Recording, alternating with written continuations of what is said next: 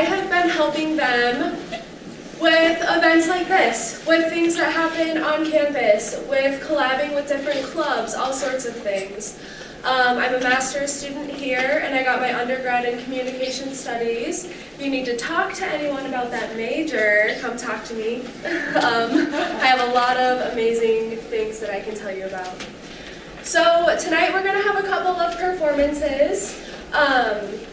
But first I just want to tell you a little bit about how I am utilizing performance in my workplace, which I'm going to say right now is school. So, performance in my workplace has really allowed me to dig deeper into my overall understanding of how society works. And being that my master's is social responsibility, that is one of the main understandings that you need to have is your situatedness within society. So right now, I'm using performance to explore how different theories and ways of learning connect and align, or how I can dive deeper into healthcare reform. So I'm doing all of these different things with performance and performance studies, and you'll get to see a glimpse of what that might look like here tonight. Just really quick, standard, shut your phones off, or at least on silent, because, yeah, we don't want them noise off. Everyone's good. Everyone's already set. Okay, perfect. So, to start the night off, I would like to invite Dom up to the stage. Let's give him a round of applause.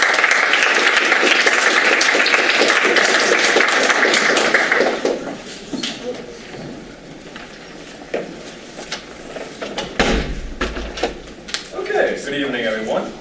So, a good question that I always get asked around is always like, when I tell them that performance is part of your everyday life, what do you mean by that?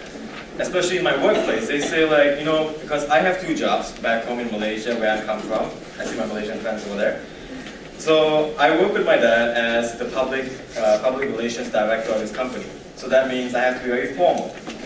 But I also work in a nightclub.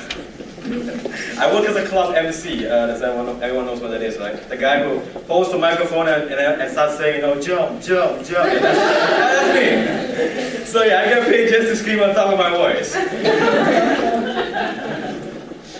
But it's fun, I mean, you don't have to go and type on laptops and work like 30 days a month just to get like $2,000. You just go to a nightclub, you get free alcohol benefits, and you just scream. That's all you do, you get paid. Yes, that's life. Okay. So how does performance affect me in my workplace? And why do I say that it really does is because, you see, when I go, for example, when I help my dad, when I go to a meeting, because I'm the PR director, so when I have to meet clients, I can't go up to a client dressed in jeans, a shirt, with 10 rings and a watch and go, what's up, man? I represent my dad, go sign a contract.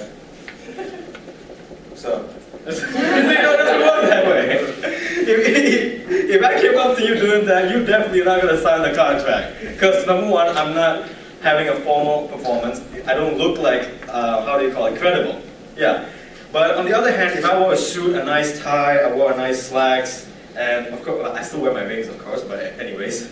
Then I come up to you, and the way I talk is, good morning, how are you doing today? I'm representing my dad as part of this company, and I'm here about the contract that's going to be signed next month.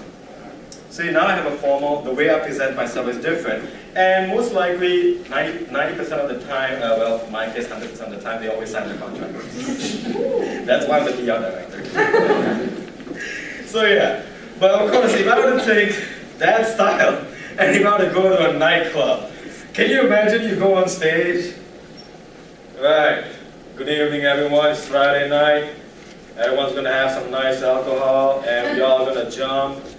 We're going to be very serious right now. See, none of you are hyped up. Like he's just looking at me like, so what? You see, that's not going to happen. So that's why, you see, in your workplace, you always perform. You have to take up a role. You have to perform a character. Even if you don't like it, you have to fake it just to make it. That's, we know that. All performers performance, we know that fake it till you make it. Even if you're sucking at it, it's okay. Just fake it that you're doing well, and surprisingly, you will do well. Because like I'm only like 20 years old right now, but I'm currently doing my mass comm major in public relations. But I was the PR director for my dad. How did I do that? I bought a book from the library. It's called PR for Dummies.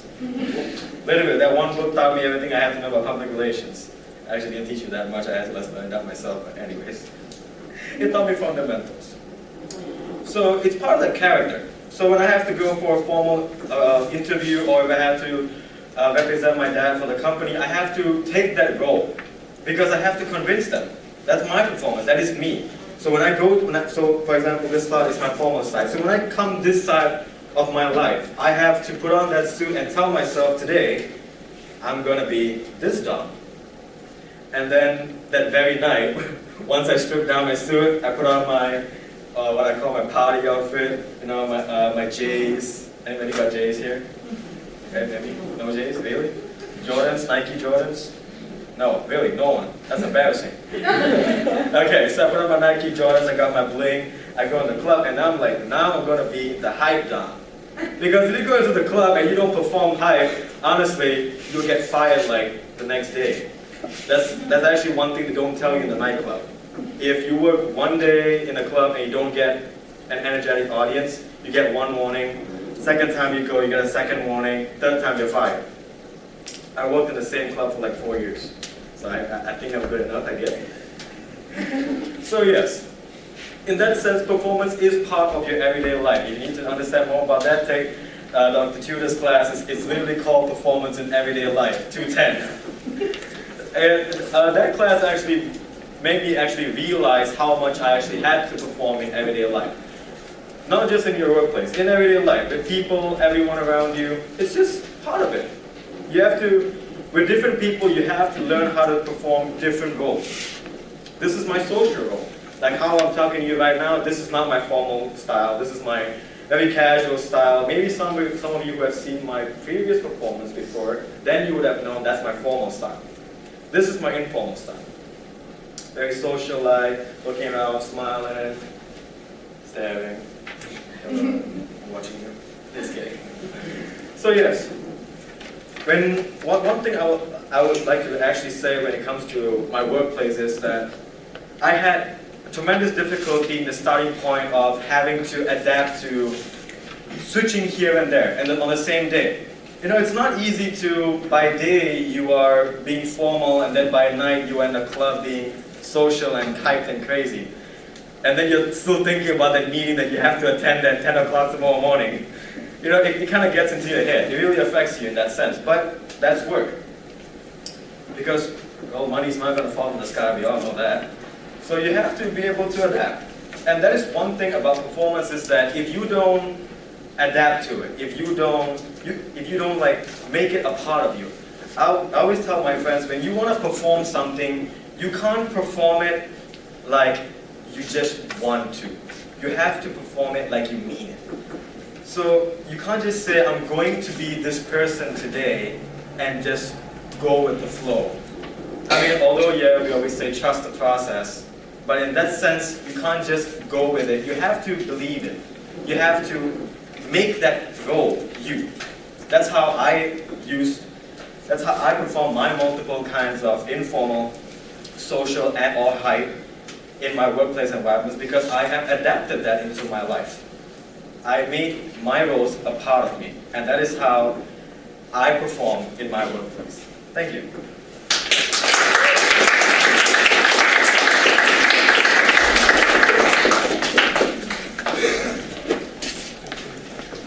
Okay, let's see. No one else was waiting outside, I don't think. Perfect. Okay, so this next performance that you're going to see is a little bit different. We're going to ask for some audience participation. One rule of performance and performance studies is that you never do anything you don't want to do.